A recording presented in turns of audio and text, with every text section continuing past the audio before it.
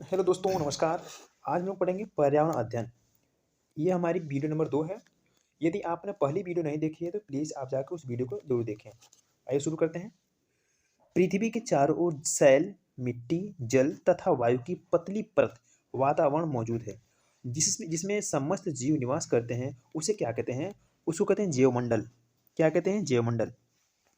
जिसके अंदर ये जो जलमंडल होता है, यहाँ पे ये पृथ्वी के ऊपर होता है, जिसमें सैल होता है, मिट्टी होती है, जल होता है और वायु होती है। इन सब की पतली परत पाई जाती है। ठीक है, आगे देखते हैं। आगे बढ़िए। पृथ्वी तथा उसका वातावरण जिसमें जीवधारी रहते हैं, उसे क्या कहते हैं? तो उसे कहते हैं जीवमंडल। जीवमंडल क्या होता है? देखिए, ये कहता है कि पृथ्वी तथा वातावरण में जो जीवधारी रहते हैं, उसे कहते हैं जीवमंडल। ठीक है, आगे बढ़ते हैं। पृथ्वी का वह भाग जिसमें जीवन पाया जाता है जैवमंडल कहलाता है। जिसमें जीवन पाया जाता है उसे कहते हैं जैवमंडल। इसी को ध्यान दीजिएगा। ठीक है, आगे बढ़ते हैं। देखिए, बायोस्फीयर जिसे कहते हैं जैवमंडल, यह कहाँ कहाँ पाया जाता है हमारे भारत में, उसको देखेंगे कि कहाँ कहाँ जैवमंडल है। तो इसको हम देखते हैं कि भारत में बायोस्फीयर एक पहले नंबर पे है कि ग्रेट निकोबार जीवमंडल, जो हमारा है यह अंडमान निकोबार में है। इंपॉर्टेंट सवाल है। नंबर 2 पे कौन है? सुंदरबन जीवमंडल, यह हमारा कहाँ है? पश्चिम बंगाल में है। और तीसरे नंबर पे उत्तरी द्वीप जीवमंडल, ये हमारा अंडमान में है। नंबर 4 पे मानस जीवमंडल, यह आपका असम में है, असम राज्य में पाया जाता है। ठीक है, देखिए। नंबर 5 पे क्या है? उत्तराखंड जीवमंडल, ये हमारा उत्तराखंड में ही है। और नंबर 6 पे है नंदा देवी जीवमंडल, ये हमारा उत्तराखंड में है। ये दोनों उत्तराखंड में है। आगे बढ़ते हैं। 7वें नंबर पे देखिए, जो 7वें नंबर पे है वो आपका कांडला है, कांगड़ा घाटी जीवमंडल, ये जो हमारा हिमाचल प्रदेश में है। ठीक है। 8वें नंबर पे कौन है? नीलगिरी जीवमंडल, यह तमिलनाडु, केरल व कर्नाटक की सीमाओं पर स्थित है। यह जो हमारा है नीलगिरी, यह जीवमंडल तमिलनाडु, केरल, कर्नाटक, इन तीनों की सीमाओं पे है। ठीक है, देखिए। नंबर 9 पे कौन है? मन्नार की खाड़ी जीवमंडल, इस यह जो हमारा है यह भारत और श्रीलंका के बीच में है। बीच में समुद्री जीवमंडल है, क्या स्थित है समुद्री जीवमंडल का, आपका बनाता है। ठीक है, आगे बढ़ते हैं। नंबर 10 पे नाम दफा जीवमंडल, ये हमारा कहाँ है? ये आपका है अरुणाचल प्रदेश में है। नंबर 11 पे थार मरुस्थल जीवमंडल, ये हमारा राजस्थान में है। आगे बढ़ते हैं। Little run of of Kutch, ये हमारा गुजरात में है। देखिए, इसी तरह हमारा नंबर 12 नंबर पे आ गया आपका, लिटिल वाला हो चुका है। 13 नंबर पे देखते हैं काजीरंगा जीवमंडल, ये हमारा असम में है, ये असम राज्य में है, सबसे पुराना है। देखिए, नंबर 14 नंबर पे क्या है? सिमलीपाल जीवमंडल, ये हमारा मयूरभंज जो उड़ीसा में है, यहाँ पाया जाता है। अर्थात ये हमारे 14 ठे जीवमंडल थे। आपको इसे एक बार और देखना है। ठीक है, चलते हैं, आगे बढ़ते हैं। मानव क्रियाकलाप के आधार पर क्षेत्र, यानी कहने का मतलब है कि जो मानव होते हैं, मानव के क्रियाकलाप में जो क्षेत्र के आधार कितने हैं उसके बारे में बताया गया है। देखिए कौन कौन से हैं। देखिए, केंद्रीय जिसे कहते हैं कोर जोन, केंद्रीय में क्या क्या है? इसमें मानव की क्रियाकलापों के लिए अनुमित नहीं होता है। कहने का मतलब कि जो कोर होता है उसके अंदर मानव को जाने की अनुमति नहीं होती है। ठीक है। उभय प्रतिरोधी क्षेत्र, इसमें क्या होता है कि इसमें मानव के समीप समिति क्रियाकलापों की अनुमति होती है, यानी यह एक ऐसा जोन होता है जहाँ पे मानव जा सकता है। हेर फेर क्षेत्र, इसमें अनेक मानव क्रियाओं की अनुमति होती है। ठीक है, जो हेर फेर होता है, कहने का मतलब कि यह आपका एक पार्क हो गया। पार्क के अंदर कई ठो यह इस तरह के डिजाइन बने होते हैं कि यह इधर इधर जो क्षेत्र होता है, इधर किसी को नहीं जाना है, किसी की अनुमति नहीं होती है। और एक इधर होता है, यहाँ पे कुछ लोग जा सकते हैं, और इस वाले में कोई नहीं, इसमें सभी लोग जा सकते हैं। यही सेम ही बात यहाँ पे कही गई है। ठीक, देखिए आगे बढ़ते हैं। हर्बेरियम क्या है? हर्बेरियम के बारे में देखते हैं। यह पौधे का संग्रहालय है जिसमें पौधों को देखकर दबाकर सुखा लिया जाता है। ये हर्बेरियम होता है। हर्बेरियम यह पौधों का एक संग्रह होता है, क्या संग्रहालय होता है, जिसके अंतर्गत क्या करते हैं कि हम पौधों को दबाकर सुखा लेते हैं और उसको इसमें रख देते हैं। ठीक है, हर्बेरियम में। आगे देखते हैं। संस्थान जिसे कहते हैं गार्ड या विभाग, इसको देखते हैं कहाँ कहाँ कौन सी संस्थान है और कहाँ कहाँ उसका विभाग है। शुरू करते हैं। देखिए, राष्ट्रीय पर्यावरण शोध संस्थान कहाँ है? तो यह नागपुर में है। इंडियन बायोटिक जो बायोटिकल गार्ड है, ये आपका गार्डन है, ये आपका कोलकाता में है। इंडियन बायोनिकल जो गार्डन है आपका कोलकाता में है। नंबर 3 पे देखते हैं। फॉरेस्ट रिसर्च इंस्टीट्यूट जिसे कहते हैं कि वन अनुसंधान केंद्र, ये आपका देहरादून में है। नेशनल बायोटेकल रिसर्च इंस्टीट्यूट ये लखनऊ में है। Indian institute of forest management ये आपका भोपाल राज्य में है। और एक आपका है भारतीय वन्य वनस्पति सर्वेक्षण विभाग, या कोलकाता में है। ये हमारे प्रमुख विभाग थे। ठीक है, आगे बढ़ते हैं। देखिए, वातावरण में जल के अनुसार पौधे, जैसे जैसे वातावरण होते हैं उसके अनुसार जो पौधे होते हैं उनके बारे में पूछा है। देखिए कैसे कैसे होते हैं। देखिए, वातावरण में जल की मात्रा के अनुसार पौधे तीन प्रकार के होते हैं। कितने प्रकार के होते हैं? तीन प्रकार के होते हैं। पहला कौन सा है? जलोद्भिद। ये पौधे जल में या ऐसी मिट्टी में पाए जाते हैं जो जल से संतृप्त होती है। जैसे इसके एग्जाम्पल में कौन कौन से होते हैं पौधे? देखिए, हाइड्रिला, समुद्र शोक, सिंघाड़ा, ये जो होते हैं हमारे जलोद्भिद किस्म के पौधे होते हैं। आगे बढ़ते हैं। देखिए, समुद्भिद क्या होता है? समुद्भिद ये पौधे पृथ्वी पर उन स्थानों में मिलते हैं जहाँ औसत मात्रा में जल प्राप्त होता है। ठीक है, जहाँ कम मात्रा में जो जल मिलता है वहाँ पे मिलता है। यहाँ अपेक्षित आर्द्रता अधिक होती है और उन पौधों को हाइग्रोफाइट कहते हैं। कहने का मतलब कि जहाँ पे सबसे ज़्यादा आर्द्र होता है वहाँ पे जो पौधे होते हैं उस पौधे को कहते हैं क्या? हाइग्रोफाइटा। ठीक है, आगे बढ़ते हैं। इसका एक एग्जाम्पल है जो लाइकेन होता है। लाइकेन इसका एग्जाम्पल है, जहाँ पे ज़्यादा आर्द्र होता है। हाइग्रोफाइट का लाइकेन एग्जाम्पल है। आगे देखते हैं हम पारिस्थितिकी क्या होता है। पारिस्थितिकी के बारे में देखिए, पारिस्थितिकी मानव और पर्यावरण का एक संपूर्ण विभाग है।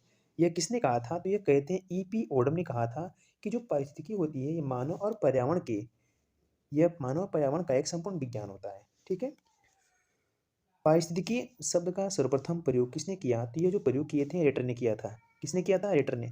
सबसे पहले रेटर महोदय ने कहा था कि जो पारिस्थितिकी होती है यह शब्द सबसे पहले रेटर महोदय ने कहा था। देखिए, पारिस्थितिकी तंत्र की सर्वप्रथम विचारधारा थी क्या? उसकी जो विचारधारा थी किसने कहा था?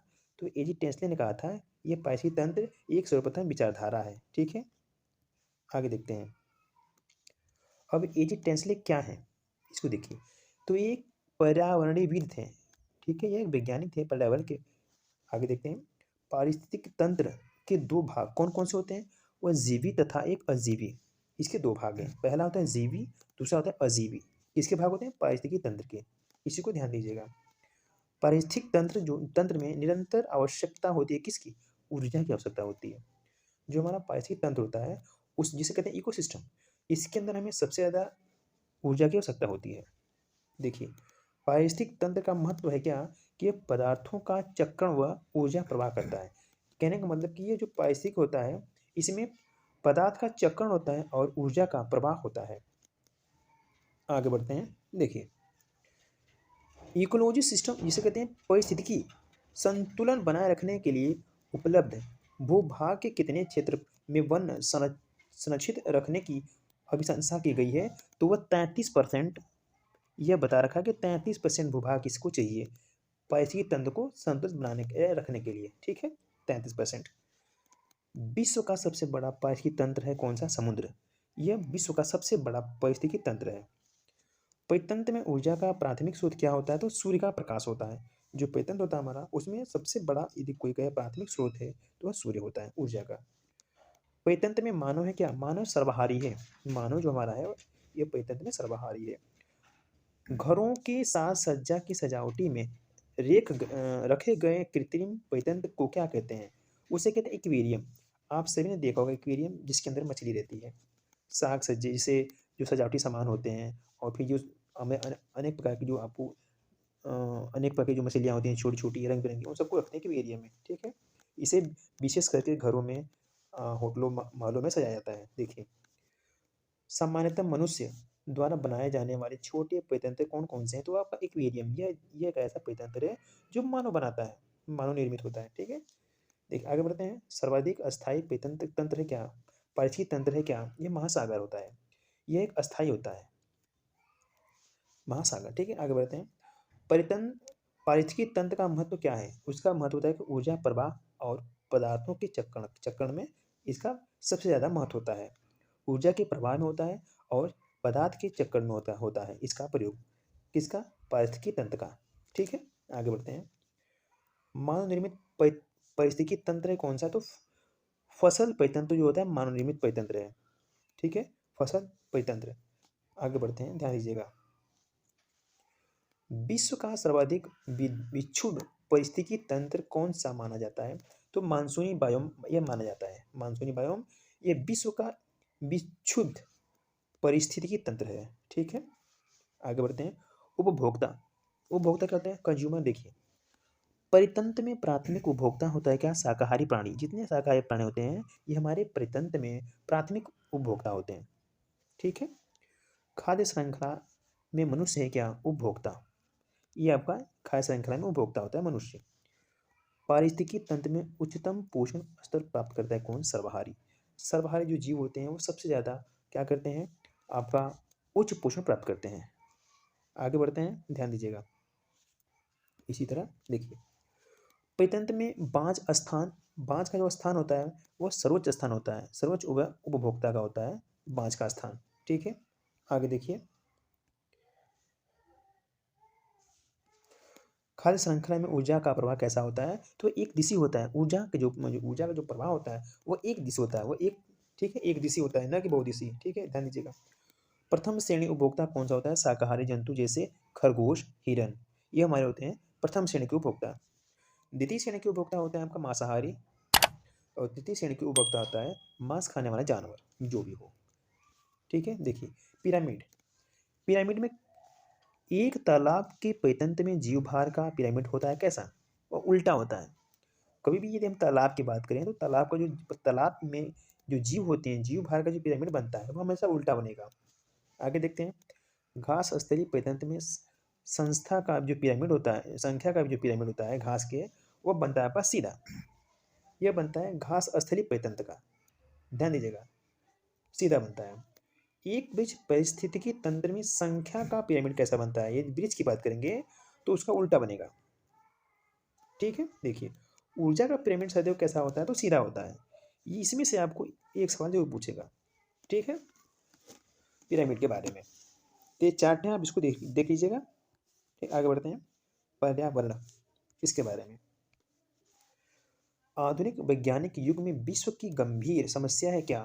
पर्यावरण प्रदूषण। यह आधुनिक जीवन में यह सबसे बड़ी समस्या है पर्यावरण प्रदूषण की। पर्यावरण की समस्या हल करने के लिए जो सर्वाधिक सिद्ध हो सकती है वह क्या है? पर्यावरण शिक्षा। पर्यावरण की यदि हम शिक्षा देंगे तो इसकी समस्या का हल निकाला जा सकता है। ठीक है, आगे बढ़ते हैं। कौन से जंतु परिवार प्रकृति में हानिकारक कीड़ों पर नियंत्रण रखते हैं? तो सरीसृप व पक्षी जो होते हैं, सरीसृप व पक्षी, यह यह आपके जो प्रकृति में जो हानिकारक कीड़े मकोड़े होते हैं इन पे नियंत्रण रखते हैं, सरीसृप और पक्षी। आगे बढ़ते हैं। जल। अब जल के बारे में देखते हैं, जल की विशेषता क्या क्या है। देखिए, जल जल है एक क्या? यौगिक। जल का रसायन सूत्र होता है H2O। जल की अवस्था होती है ठोस, द्रव और गैस। जल की तीन अवस्था होती है। कितनी अवस्था होती है? तीन अवस्था। पहली ठोस, दूसरी द्रव, तीसरी गैस। ठीक है, पृथ्वी का कितना भाग जल से अंशरित है? तो वह 72% भाग जल से अंशरित है।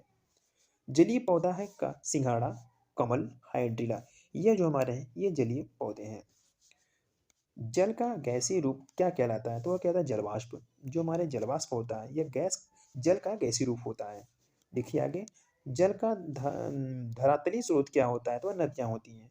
जो जल का जो धरातलीय स्रोत होता है वह नदियों से होता है। ठीक है, नदियाँ हैं। आगे देखिए, समुद्र का जल होता है खारा। जो समुद्र होता है उसका जल कैसा होता है? तो खारा होता है। प्रकृति में जल का पुनः चक्रण होता है वर्षा द्वारा। कहने का मतलब कि जो प्रकृति होती है उसमें जो वर्षा होती है, फिर वर्षा का जो जल होता है, बारिश होगी तो पानी नीचे गिरेगा, फिर वही पानी वाष्प बन के ऊपर जाएगा, यानी फिर वही पानी, ऐसे करके ये चक्रण चलता रहता है। ये चक्र मतलब। ठीक है, आगे देखिए। भूमिगत जल प्राप्त होता है यह हैंडपंप से। भूमिगत जल प्राप्त होता है हैंडपंप से। यह सवाल एक बार पूछा था। नमक बनाया जाता है किससे? तो समुद्री जल से। जो हमारे नमक बनते हैं, जो ये सब बनते हैं समुद्र के पानी से। ठीक है, जल होता है ये क्या है? ये पारदर्शी होता है। जो जल होता है पारदर्शी और एक यौगिक भी है। हमने आगे पढ़ा है इसको। शुद्ध जल की विद्युत चालकता होती है कितनी? यह इसकी शुद्ध जल की विद्युत चालकता होती है, यह कम होती है, ज़्यादा नहीं, कम होगी। ठीक है, जमने पर जल का घनत्व हो जाता है क्या, कम। कभी भी हम बर्फ को जमाएंगे, पानी को जमाएंगे, बर्फ बनेगा। जब बर्फ बनेगा तो जो उसका जो डेंसिटी होती है ना, जो उसका घनत्व होता है वो कम हो जाएगा। ठीक है, आगे बढ़ते हैं। शुद्ध जल होता है वर्षा का जल। जो सबसे सबसे शुद्ध जल होता है तो वर्षा का जल शुद्ध होता है। आगे बढ़ते हैं, देखिए जल का अधिकतम घनत्व कितना होता है, तो वो 4 डिग्री सेल्सियस होता है अधिकतम घनत्व। जब उबलता है, जब उबलता है, यहाँ पे गलत हो गया, तो जब जल को हम उबालेंगे,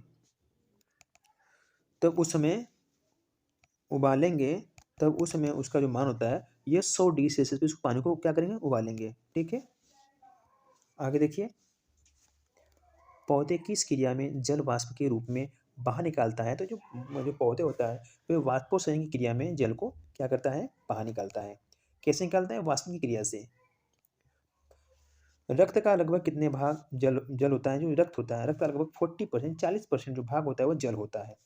मानव शरीर में जल कितने प्रतिशत लगभग होता है, तो ये 65% होता है मानव के शरीर में।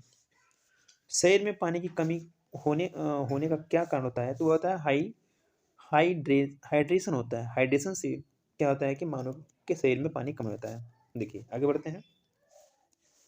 पृथ्वी पर उपलब्ध जल का 97% महासागरीय जल में, और 2% बर्फ के रूप में, 2% बर्फ के रूप में, और 1% आपके ताजे जल के रूप में उपलब्ध है।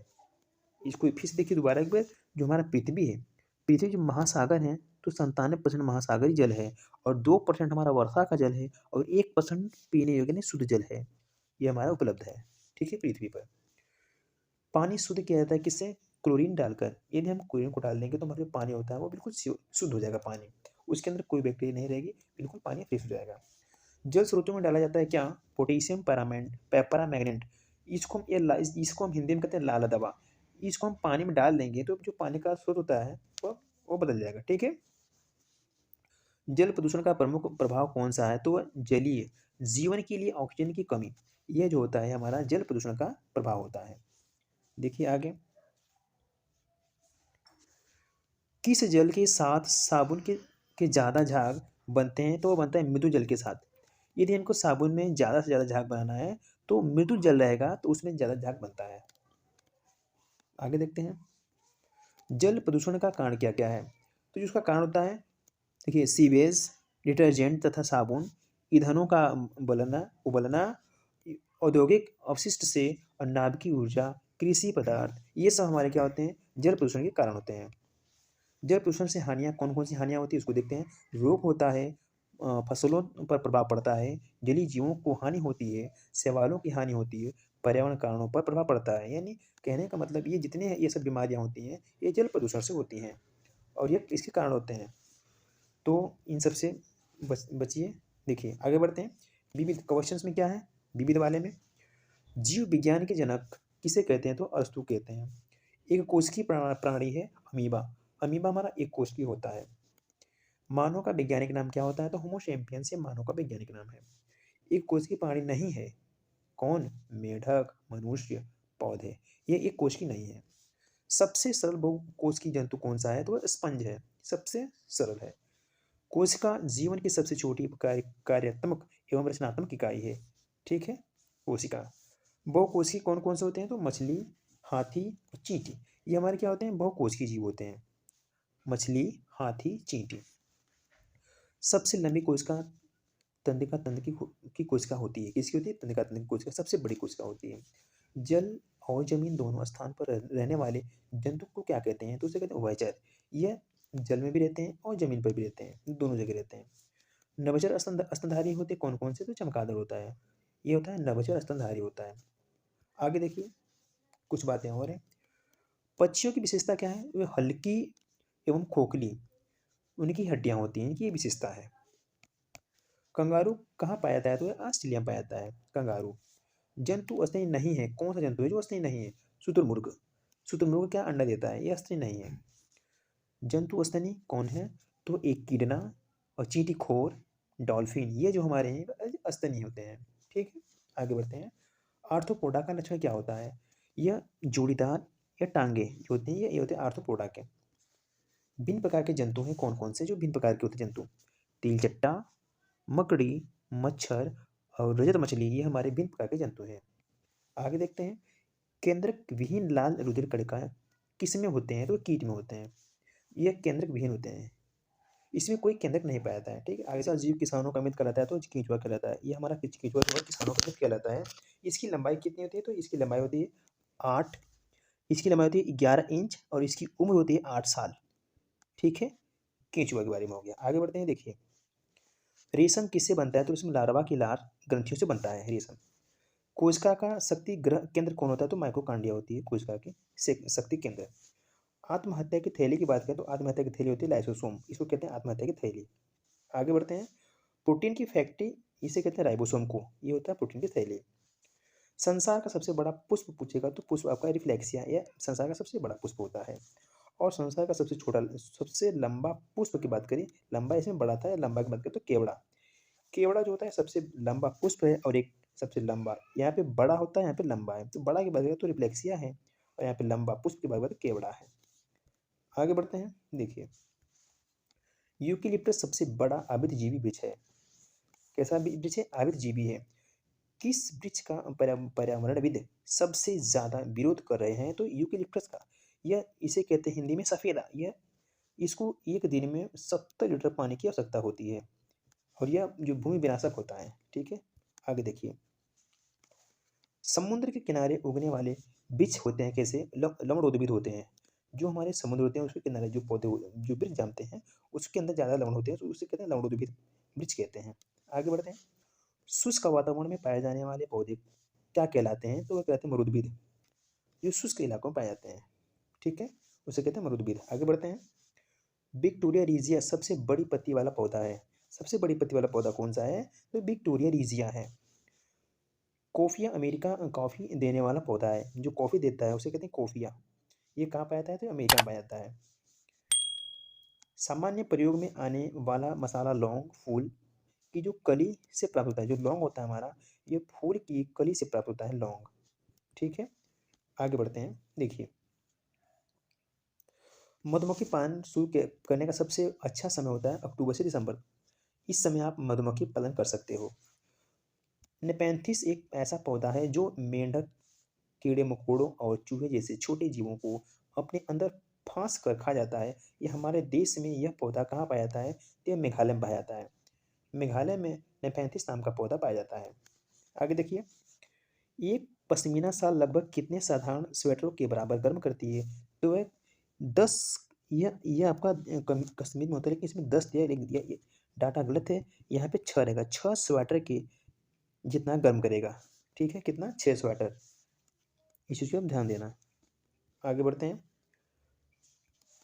मधुबनी चित्रों को बनाने के लिए चित्रकारी द्वारा उपयोग किए जाने वाला रंग कैसा होता है? तो पीसे हुए चावल के रंगीन घोल होते हैं। जो मधुबनी होती है, मधुबनी बिहार में एक ऐसी चित्रकारी है, इसको करने के लिए हमें प्राकृतिक रंगों की आवश्यकता होती है। इसे पीसे हुए चावल के घोल को मिला के अपना चित्रकारी करते हैं। आगे बढ़ते हैं, नींबू साधारण पानी में डूब जाता है लेकिन नमकीन पानी में तैरता है, क्यों?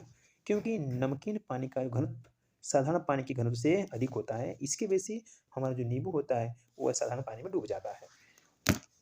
आगे बढ़ते हैं, ध्यान दीजिएगा, एक जीवधारी के रूप में पृथ्वी का वैज्ञानिक नाम क्या है? तो ग्रीन प्लेनेट है। ठीक है, यह हमारा पृथ्वी का वैज्ञानिक नाम है। साइलेंट वैली कहाँ है? तो आप केरल में है। जो साइलेंट वैली होती है यह हमारी केरल में है। आगे बढ़ते हैं, किस पौधे को गर्म निरोधक पेड़ कहा जाता है? तो दियोस्कोरिया को कहते हैं। किसको कहते हैं? दियोस्कोरिया को कहते हैं क्या? गर्भ निरोधक पेड़। आगे देखते हैं, सागर तली पर पाए जाने वाले पादपों तथा प्राणियों को किस नाम से जाना जाता है? उसे कहते हैं वेंथस। वेंथस एक ऐसे प्राणी होते हैं जो सागर के तलियों में पाए जाते हैं। आगे बढ़ते हैं, देखिए जल निगमन पौधे होते हैं कौन कौन से? तो जल में जो डूबे हुए होते हैं उसे तो कहते हैं जल निगमन।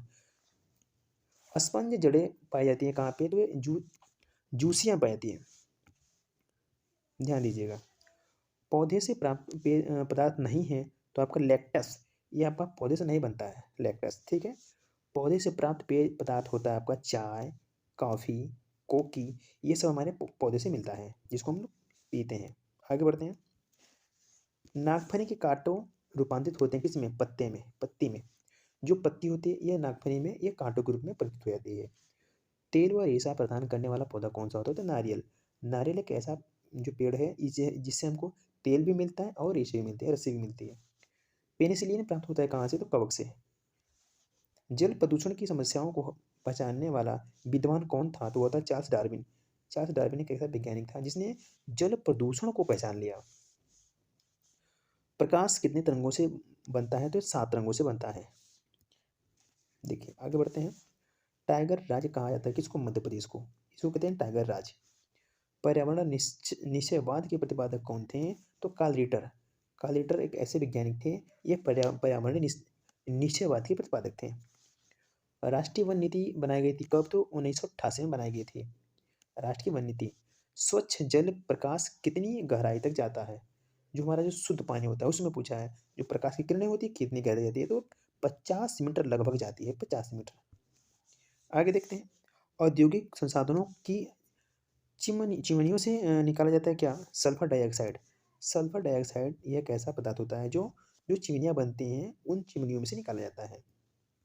देखिए आगे बढ़ते हैं। टुमारोजा बायोडायवर्सिटी पुस्तक की लेखक कौन है? तो वह वंदना शर्मा थी, डॉक्टर वंदना शर्मा, इन्होंने लिखा था। किस नदी को अधिक प्रदूषण भार के कारण जैविक मरुस्थल कहा जाता है? तो दामोदर नदी को। दामोदर नदी ये एक ऐसी नदी है, एक इकलौती नदी है जिसमें सबसे ज़्यादा प्रदूषण भार ये संभालती है और इसको मरुद्वीप भी कहते हैं। इसमें सबसे ज़्यादा जैविक मरुस्थल आता है। ठीक है, आगे बढ़ते हैं। जीवाश्म नेशनल पार्क कहाँ स्थित है? तो आपका मंडला। मंडला कहाँ पड़ेगा? मध्य प्रदेश में पड़ेगा, यहाँ पे है। पारिस्थितिकी तंत्र में एक टिकाऊ जैव समूह कहलाता है। कौन सा समूह है जो टिकाऊ होता है? तो संक्रमण कहते हैं, उसे कहते हैं इकोटोन। इकोटोन संक्रमण होता है, ये एक पारिस्थितिकी तंत्र में टिकाऊ जैव समूह है।